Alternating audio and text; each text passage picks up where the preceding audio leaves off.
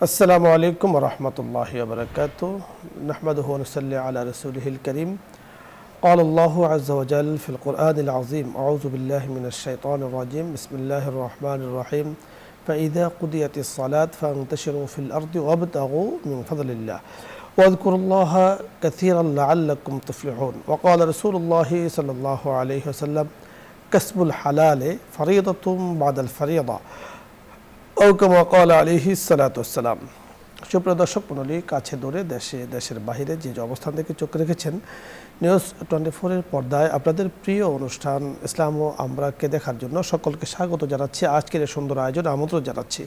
হযরত রাসূল আকরাম সাল্লাল্লাহু আলাইহি ওয়াসাল্লাম, বিশ্বনবী মহানবী সাল্লাল্লাহু আলাইহি ওয়াসাল্লাম, তিনি আমাদেরকে জানিয়ে দিয়েছেন যে হালাল রিজিক অন্বেষণ এক বড় ইবাদত এবং তিনি বলেছেন কাসবুল হালালে ফারিদাতুন বাদাল ফারিদা, হালাল রিজিক অন্বেষণ করা, তালাশ করা, এর পেছনে দৌড়ানোর চেষ্টা করা, মেহনত করা, মুজাহাদা করা, এটা ফরজের পরে ফরজ। আল্লাহ তাআলা কোরআন কারীমের মধ্যে আমাদেরকে জানিয়ে দিয়েছেন যে রিজিক অন্বেষণে আমাদের কি করণীয়। তাই আজকে রিজিক অন্বেষণে মহানবী সাল্লাল্লাহু আলাইহি সাল্লামের আদর্শ শিক্ষা নিয়ে আমরা কথা বলবেন বিশিষ্ট ইসলামী চিন্তাবিদ, শিক্ষাবিদ ডক্টর মোহাম্মদ জাভেদ আহমদ, সহকারী অধ্যাপক, ইসলামী আরবি বিশ্ববিদ্যালয়।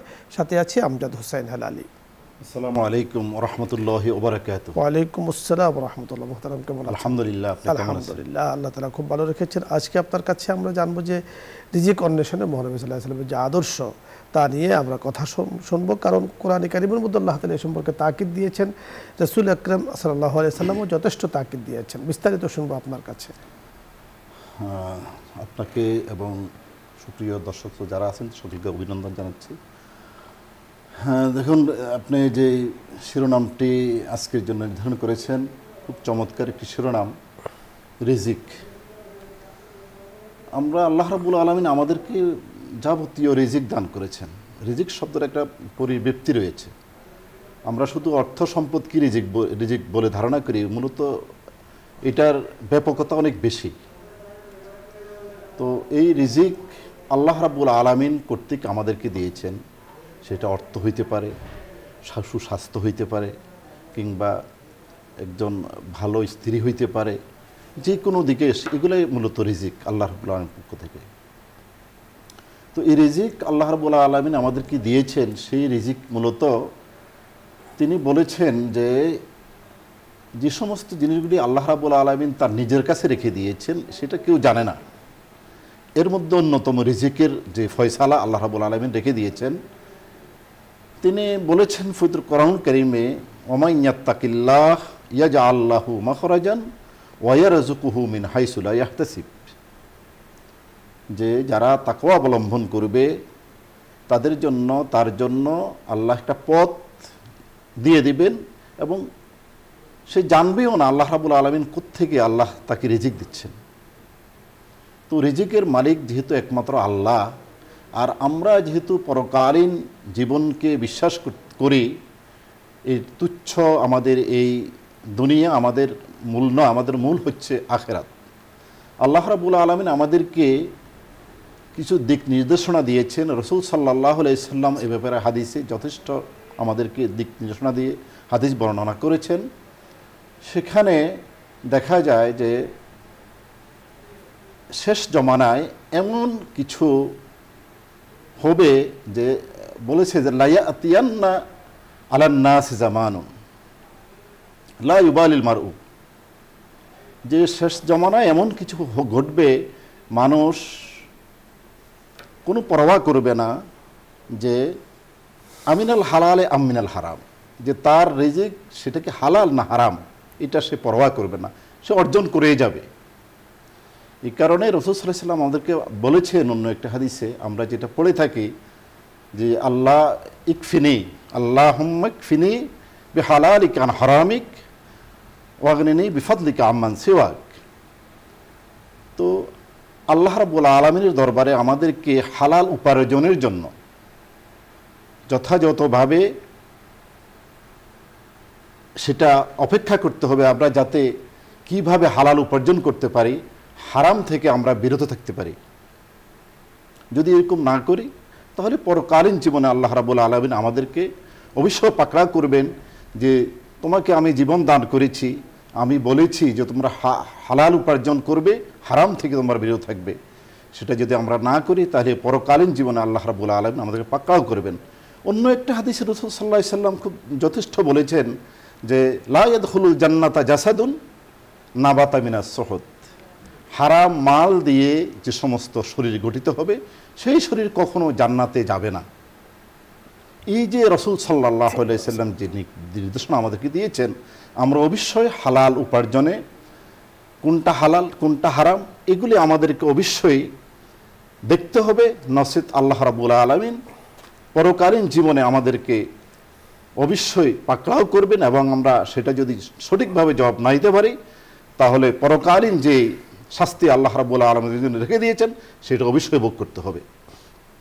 তাই আমাদের উচিত আল্লাহ রাব্বুল আলামিনের যে দিক নির্দেশনা রয়েছে এবং রাসূল সাল্লাল্লাহু আলাইহি সাল্লাম যে পথ অবলম্বন করার জন্য আমাদেরকে বলে দিয়েছেন, সেই পথ অবলম্বন করার মাধ্যমে আমাদের জীবিকা উপার্জন এবং তা খরচ করা, শুধু উপার্জন নয়, সেটাকে কিভাবে আমরা ব্যয় করব সেই পথ রাসূল সাল্লাল্লাহু আলাইহি সাল্লাম আমাদেরকে দিয়েছেন, দিক নির্দেশনা দিয়ে রেখেছেন। রাসূল সাল্লাল্লাহু আলাইহি সাল্লাম একটা হাদিসে বলেছেন যে মানুষ যখন কিয়ামতের দিবসে তার কদম সামনের দিকে এগোবে না 5টি সুয়াল জবাব না দেওয়া পর্যন্ত, তার মধ্যে একটি অন্যতম একটি হচ্ছে যে তুমি কিভাবে উপার্জন করেছো আর কোথায় খরচ করেছো। এই যে আমাদেরকে যে ভীতি রাসূল সাল্লাল্লাহু আলাইহি ওয়াসাল্লাম দিয়ে দিয়েছেন, যদি আমরা ঠিকমতো সেটাকে আমরা পালন না করি এবং সেটা যদি আমরা পরোয়া না করি তাহলে পরকালীন জীবনে যে শাস্তি আমাদেরকে অবশ্যই ভোগ করতে হবে। আপনি চমৎকার বলেছেন। দর্শক মণ্ডলী, আইনাল মাল ইয়াকতাসিব, সে কোত্থেকে মাল জমা করেছে, কামাই করেছে, এ সম্পর্কে আল্লাহ তাআলা জিজ্ঞাসা করবেন। তাই রাসূল আকরাম সাল্লাল্লাহু আলাইহি ওয়াসাল্লাম আমাদেরকে বলে দিয়েছেন, কাসবুল হালালে ফরিদাতুন বাদাল ফরিদা, নামাজ, রোজা, হজ, যাকাত ইত্যাদি পালনের পরে সর্বোত্তম যে আবাদা তা হলো হালাল রিজিক অন্বেষণ করা, এবং হালাল রিজিক অন্বেষণ করাকে আবাদত বলা হয়েছে। ফরেজা অর্থাৎ ফরজ তো সেইটাই যেটা আবাদত। তাই আল্লাহ তাআলা বলেছেন, ফাইদা কুদিয়াতিস সালাত ফান্তাশিরু ফিল আরদ ওয়াবতাগু মিন ফাদলিল্লাহ, যখন তোমরা নামাজ শেষ করবে তখন তোমরা জমিনে ছড়িয়ে পড়ো, আল্লাহ পাকের অনুগ্রহ তালাশ করো। আল্লাহ তাআলার অনুগ্রহ সারা জমিনের জলে এবং স্থলে সর্ব জায়গায় বিস্তৃত হয়ে আছে আমাদের জন্য। আমাদের কাজ হলো সেখান থেকে বাছাই করে নিয়ে আসা, তালাশ করে নিয়ে আসা, এবং তালাশটা যেন হয় সহি পদ্ধতিতে। আমরা যখন পানির বাগে থাকি সেখানেও বহু রিজিক আছে, সমুদ্রের নিচে উপরে বহু রিজিক আল্লাহ পাক দিয়েছেন, এবং সমুদ্রের নিচে যে ঝিনুক আছে ঝিনুকের ভেতরেও আল্লাহ তাআলা মানবের জন্য রিজিক রেখেছেন। সুবহানাল্লাহ, বড় জঙ্গলের ভেতরেও আল্লাহ তাআলা মানবের জন্য রিজিক রেখেছেন। ঠিক অনুরূপভাবে যেখানে মানুষ বসবাস করছে সেখানেও মানবের জন্য রিজিক রেখেছেন। আমাদের কাজ হলো অন্বেষণ করে সেটাকে তালাশ করা, এর অনেক বড় ইবাদত। আল্লাহ তাআলা আমাদেরকে হালালের প্রতি আকর্ষণ তৈরি করুন এবং হারাম থেকে আমাদেরকে বিরত রাখুন। দর্শক মণ্ডলী, আলোচ্য বিষয় নিয়ে যদি আপনাদের কোনো কিছু জানার থাকে, বোঝার থাকে, অথবা ইসলামের কোনো মাসলা মাসাইল জানার প্রয়োজন হয়, আপনি চাইলে প্রশ্ন করুন, আমরা চেষ্টা করব কথা বলার জন্য। প্রথমে যিনি আছেন, আসসালামু আলাইকুম ওয়া রাহমাতুল্লাহ। দর্শক নাম বলে পরিচয় দিয়ে প্রশ্ন করুন। হুজুর, আমি সুনামগঞ্জ ধরমপাড়া থেকে বলছিলাম। জি জি, বলুন। আমার তিনটা প্রশ্ন। প্রথম প্রশ্নটা হলো সর্বোত্তম ব্যক্তি কে, আর 2 নম্বর প্রশ্ন হলো সবচেয়ে বড় আলেম কে, আর 3 নম্বর প্রশ্ন হলো হুজুর আপনাদের প্রতি, আপনাদের অনুষ্ঠানের প্রতি মানুষের যে ভালোবাসা, সেই তুলনায় এই অনুষ্ঠানের মানে সময়টা একেবারেই নগণ্য। তাই আমি মিনতি করব যে আপনাদের কর্তৃপক্ষকে বলে এই অনুষ্ঠানের ফলাফল যদি একটু বৃদ্ধি করা যায় তবে খুবই ভালো হয়। অত্যন্ত শুকরিয়া, আপনাকে ধন্যবাদ জানাচ্ছি ইউনুস সাহেব ধর্মপাশা সুনামগঞ্জ থেকে। আপনি সুন্দর প্রশ্ন করেছেন। আপনি যে প্রস্তাব রেখেছেন নিঃসন্দেহে আমাদের কর্তৃপক্ষ সেটা ভেবে দেখবেন, চিন্তা করবেন, অনেক কিছু তো দেখতে হয়, আপনার প্রস্তাবটাও ইনশাল্লাহ দেখবেন। আরেকটি প্রশ্ন করেছেন সর্বোত্তম ব্যক্তিকে, দ্বিতীয় প্রশ্ন বড় আলেমকে। মোহতারামের কাছে আমরা শুনবো যে সর্বোত্তম ব্যক্তিকে। উনি যে প্রশ্নটা করেছেন সাহাবায়ে কেরাম রিদওয়ানুল্লাহ তাআলা আলাইহিম রাসূল সাল্লাল্লাহু আলাইহি ওয়াসাল্লাম যেটা প্রশ্ন করেছেন, উনি এক এক আঙ্গিকে এক এক জবাব দিয়েছেন। যেমন তিনি একবার বলেছিলেন যে রাসূল সাল্লাল্লাহু আলাইহি ওয়াসাল্লামকে প্রশ্ন করেছে আইয়ুন নাসি খায়র, যে উত্তম লোককে, তখন রাসূল সাল্লাল্লাহু আলাইহি ওয়াসাল্লাম তার জবাব দিয়েছেন মান ইয়ানফাউন নাস, যে মানুষের উপকার সাধন করে সেই উত্তম ব্যক্তি। তো এইভাবে অনেক সময় বলছে যে মানুষের খাদ্য খাওয়ায়, যে মানুষকে পরোপকার করে, এক এক সময় তিনি এক এক জবাব দিয়েছেন। সেটা প্রেক্ষাপটকে কেন্দ্র করে, যেমন যার ভিতরে যে আমলটা তিনি কমতি দেখেছেন তাকে ওইটার প্রতি উদ্বুদ্ধ করার জন্য সেই এইভাবে তিনি আপনি চমৎকার বলেছেন। তবে পবিত্র কোরআনে হাকিমে যখন আমরা দেখব আল্লাহ তাআলা কি বলেছেন, ইন্না আকরামাকুম ইনদাল্লাহি আতকাকুম, তোমাদের মধ্যে সবচাইতে বেশি সম্মানিত, আকরামা অর্থাৎ আরবি ব্যাকরণে ইসমে তাফজিরে সিগা ব্যবহার করা হয়েছে, অর্থাৎ অতি বোঝানোর জন্য, সর্বোত্তম বোঝানোর জন্য। তো তোমাদের মধ্যে সর্বোত্তম ব্যক্তি সে যার মধ্যে তাকওয়া আছে, অর্থাৎ যার তাকওয়া বেশি তিনি সর্বোত্তম ব্যক্তি। এবং আপনি বড় চমৎকার বলেছেন। এবং আল্লাহ তাআলা পবিত্র কোরআনে হাকিম নাজিল করেছেন। রাসূল আকরাম সাল্লাল্লাহু আলাইহি ওয়াসাল্লাম বলেছেন আফজালুল ইবাদাতি তেলাওয়াতুল কোরআন, ইবাদতের মধ্যে সর্বোত্তম ইবাদত কোরআনে কারিমের তেলাওয়াত। সুতরাং যিনি কোরআন পড়েন, কোরআন তেলাওয়াত করেন, কোরআনকে মহাব্বত করেন দিল থেকে মন দিয়ে, তিনি সর্বোত্তম। সর্বোত্তম ইবাদত যিনি করবেন তিনি সর্বোত্তম ব্যক্তি হবেন, স্বাভাবিক। আরেকটি আপনি প্রশ্ন করেছেন বড় আলেম কে, মুহতারামের কাছে আমরা শুনব।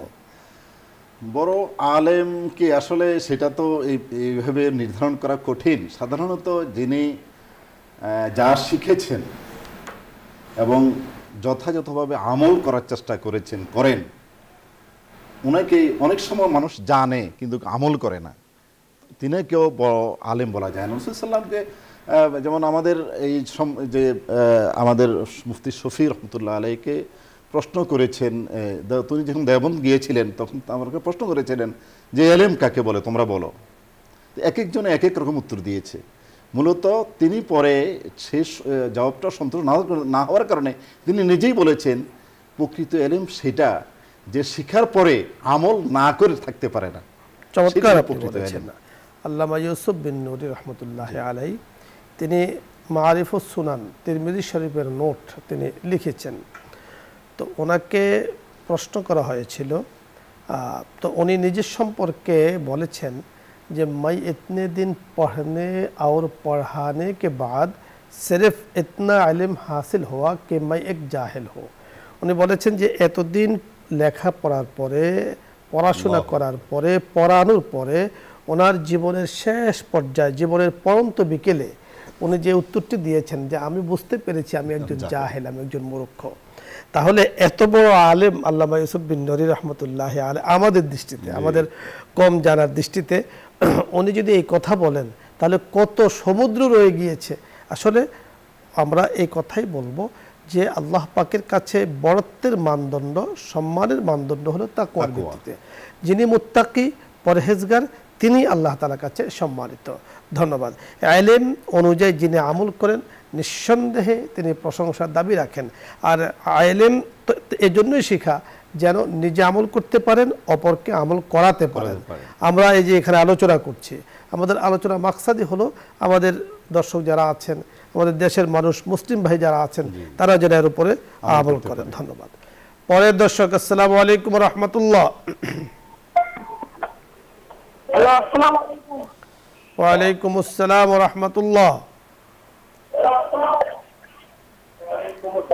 আপনি প্রশ্ন করুন। টিভির ভলিউম কমিয়ে কথা বলি। হ্যালো, আমার আম্মু এতদিন, জি বলুন। আমার আম্মু এতদিন করছিল কিন্তু সে শুনে যে বাথরুমে উজু করে উজু হয় না, তারপরে সে বেসিনে উজু করে এবং বাথরুমে এসে কাঁদবে এবং তার কি উজু হয় আর তার আগে নামাজ পড়তে হতো।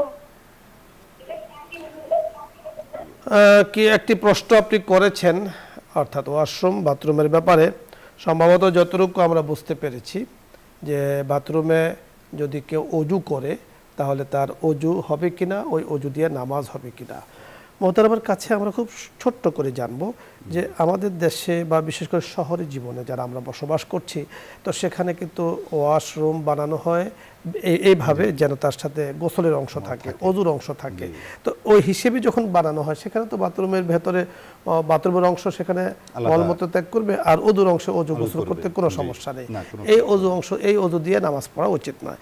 সবচেয়ে বড় বিষয় হলো যে বাথরুম বলুন আর যাই বলুন, নাপাক থেকে বিরত থাকতে হবে। এখন আমি বড় বিশাল রুমে আমি অজু করলাম কিন্তু নাপাক লেগে রইল, তাহলে তো নাপাক জায়গাতে আমি অজু করলাম, হলো না। মৌলিক বিষয় হলো নাপাক থেকে দূরে থাকা। আপনি এমন জায়গাতে গিয়েছেন সেখানে টয়লেটে আছে, পানি আছে, অন্য জায়গায় পানি নেই, তো বিমানে আছেন আপনি, সেখানে ছোট্ট একেবারে জায়গা, সেখানে অজুর ব্যবস্থা আছে, আপনি অজু করলেন। মানে লক্ষণীয় বিষয়, আপনার আমার জন্য কর্তব্য হলো নাপাক থেকে দূরে থাকা, অজুর সময় 100% পবিত্রতা অর্জন করা। আর যখন বানানো হয়েছে তখন তো এই নিয়ত করেই বানানো হয়েছে, আমি এখানে অজু করব, গোসল করব, গোসল করব, অজু করব, অতএব কোনো সমস্যা নেই। পরের দর্শক, আসসালামু আলাইকুম। ওয়ালাইকুম আসসালাম ওয়া রাহমাতুল্লাহি ওয়া বারাকাতুহু। হুজুর, জি আমি বলছি, আসসালামু আলাইকুম। প্রশ্ন করুন। হুজুর, আমি বলতেছি মোহাম্মদ ইকরামুল হক, জি ইকরামুল হক, বামনডাঙ্গা গাইবান্ধা থেকে বলতেছিলাম। বলুন। প্রতিদিন চেষ্টা করি হুজুর, লাইন পাই না, আজকে লাইন পাইলাম। আলহামদুলিল্লাহ। খুব চেষ্টা করি, প্রতিদিন চেষ্টা করি, আজকে লাইন পাইলাম হুজুর, জি জি, মাশাআল্লাহ। মাশাআল্লাহ। আমি আপনাদের কাছে জানতে চাই, কোন ব্যক্তি যদি বিদাত করে এদের ব্যাপারে দুনিয়াতে কি হবে, আখিরাতে কি হবে, এটা আমি আপনার কাছে জানতে চাই। বুঝতে পেরেছেন? আরেকবার বলতে হবে আপনাকে। বিদাত বিদাত বেদাত, জি জি জি, যারা বেদাত করে, হ্যাঁ আমরা বুঝতে পেরেছি, আর বলতে হবে না, আপনি শুনতে থাকুন। জি, অনেক খুব সুন্দর প্রশ্ন করেছেন। বেদাত তো হলো দিন ইসলামের মধ্যে এমন কোনো কিছু প্রবেশ করানো, এমন কোনো কিছু উদ্ভাবন করা যেটা রসুল সাল্লাল্লাহু আলাইহি সাল্লাম যুগে ছিল না, সাহাবাদের যুগে ছিল না, অর্থাৎ তাবি সাহাবি তাবি তবে তাবির যুগে ছিল না, এমন কিছু দিনের ভিতরে প্রবেশ করিয়ে দেওয়া এবং সেটা আমল করা। রসুল সাল্লাম বলেছেন যে এইভাবে দিনের ভিতরে কোনো কিছু থাকবে যেটা দিনের অংশ নয়, সেটা সে এমন একটা কাজ করলো সে তার জন্য জাহান্নাম লাজেম হয়ে গেল। আপনি চমৎকার বলেছেন বেদাতের সংজ্ঞা, আসলে তাই আপনি যাটি বলেছেন, অর্থাৎ কোনো কাজকে দ্বীনি কাজ হিসাবে দিনের ভিতরে ঢুকিয়ে দেওয়া, সেটাকে বেদাত বলা হয়। আমরা ঘর বানাই, এটাকে আমরা দিন হিসাবে বানাই না। আমরা এখানে বসেছি, কথার কথা, টেবিল বানাই, আমরা দিন হিসাবে বানাই না। তো সুতরাং এগুলো বেদাত নয়। আমরা বিল্ডিং বানাচ্ছি, বড় বড় টাওয়ার তৈরি করছি, এগুলো বেদাত নয়। কিন্তু দিনের অংশ করে দেওয়া, সেটা হলো বেদাত, যেটা আল্লাহ রাসূল সাল্লাল্লাহু আলাইহি ওয়াসাল্লাম করেননি, সাহাবায়ে কেরামও করেননি, সাপোর্টও ছিল না। এবং তাদের পরিণাম সম্পর্কে জানতে চেয়েছেন, কুল্লু বিদআতিন দালালা ওয়া কুল্লু দালালাতিন ফিন্নার। যারা বেদাত সৃষ্টি করে তারা গুমরাহিতে লিপ্ত, আর প্রত্যেক গুমরাহি জাহান্নামে চলে যাবে সরাসরি। ধন্যবাদ। পরের দর্শক, আসসালামু আলাইকুম।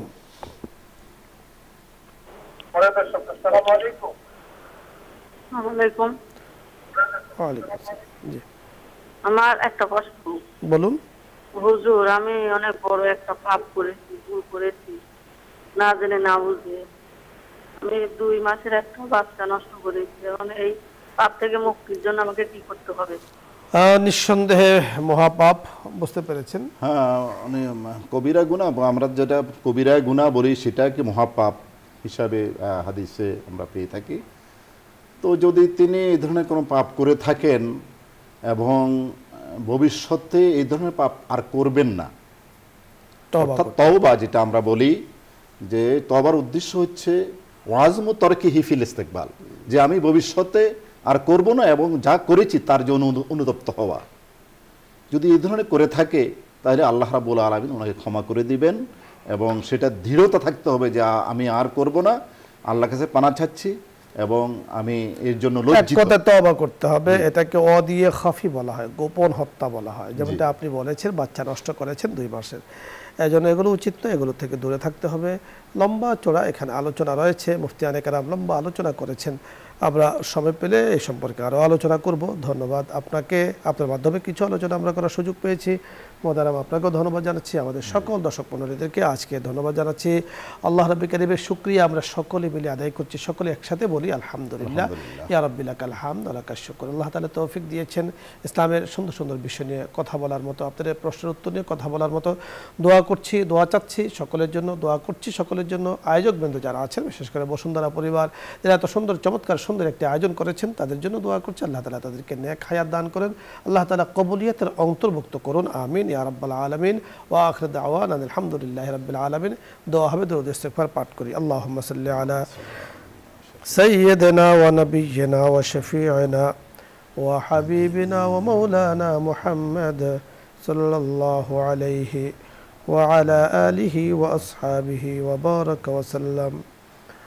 আস্তাগফিরুল্লাহ রাব্বি মিন কুল্লি যামবিন ওয়া আতুবু ইলাইহি। লা হাওলা ولا قوة إلا بالله العلي العظيم. الحمد لله رب العالمين والعاقبة للمتقين وعلى آله وأصحابه أجمعين. ربنا ظلمنا أنفسنا وإن لم تغفر لنا وترحمنا لنكونن من الخاسرين. رب اجعلني مقيم الصلاة ومن ذريتي ربنا وتقبل دعاء. ربنا اغفر لي ولوالدي وللمؤمنين يوم يقوم الحساب. يا الله يا كريم يا رحيم. আমরা গুনাহগার বান্দারা হাত তুলেছি, মাওলাই করিম আমাদের সাথে কত মানুষ হাত তুলেছেন। নিউজ 24 ইসলাম আমরা এই প্রোগ্রামের সাথে যুক্ত হয়ে আপনার শাহী দরবারে হাত তুলে আছেন। ইয়া করিম ইয়া রহিম, আপনি আমাদের খালিক, আপনি আমাদের মালিক, আপনি রাজ্জাক, আরহামুর রাহিমিন, রব্বুল আলামিন, আহকামুল হাকিমিন। মেহেরবানি করে আমাদের সকলের জিন্দেগির কবিরা সগীরা, জানা অজানা, শিরকি বেদাতি तमाम गुनाह থেকে তওবা করছে, तमाम গুনাহগুলো আপনি মাফ করে দেন। আমিন। ইয়া আল্লাহ, তওবা করেছি আর গুনাহ করব না, তওবার উপরে অটল থাকার তৌফিক দান করেন, হালাল রিজিক অন্বেষণ করার তৌফিক দান করেন, সব ধরনের হারাম থেকে মেহেরবানি করে আমাদের সকলকে আপনি হেফাজত করেন। মাওলাই করিম ইয়া করিম ইয়া রহিম, যাদের উসিলা জগৎ আপনি দেখিয়েছেন মাওলাই করিম, আজকে তারা আমাদের মাঝে নাই। ওগো করিম, মেহরবানি করে তাদেরকে আপনি মাফ করে দেন। চেয়ারম্যান মহোদয়ের মাওলাই করিম আত্মীয় স্বজন যারা কবরবাসী হয়েছেন, तमाम জাহানের উম্মতে মুসলিমা যারা কবরবাসী হয়েছেন, তাদেরকে আপনি মাফ করে দেন। আব্বাজানকে তো দেখতে মনে চায়, আম্মাজানের সাথে কথা বলতে মনে চায়, কিন্তু করিম যেই জগতে তারা চলে গিয়েছেন একদিন আমরাও চলে যাব। ওগো করিম, পরকালে যেন বাবা মার সাথে একটু সাক্ষাৎ হয়, সেই ব্যবস্থা আপনি কুদরতিভাবে করে দেন। মেহেরবানি করে আমাদের সকলকে আপনি ক্ষমার তালিকাভুক্ত করে দেন। মাওলাই করিম ইয়া আল্লাহ, এই প্রোগ্রামকে আপনি কামিয়াবি দান করেন, সফলতা দান করেন, কবুলিয়াতের অন্তর্ভুক্ত করে দেন। আমাদের দেশের জন্য খায়র বারাকার আপনি ফয়সালা করে দেন। আসমানি জমিনি বালা মুসিবত থেকে মেহেরবানি করে আপনি হেফাজত করেন। আমিন। ওয়া সাল্লাল্লাহু তাআলা আলা খায়রি খালকিহি মুহাম্মাদিন ওয়া আলা আলিহি ওয়া আসহাবিহি আজমাইন। আমিন। বিহুরমাতি সাইয়্যিদিল মুরসালিন। আলহামদুলিল্লাহি রাব্বিল আলামিন।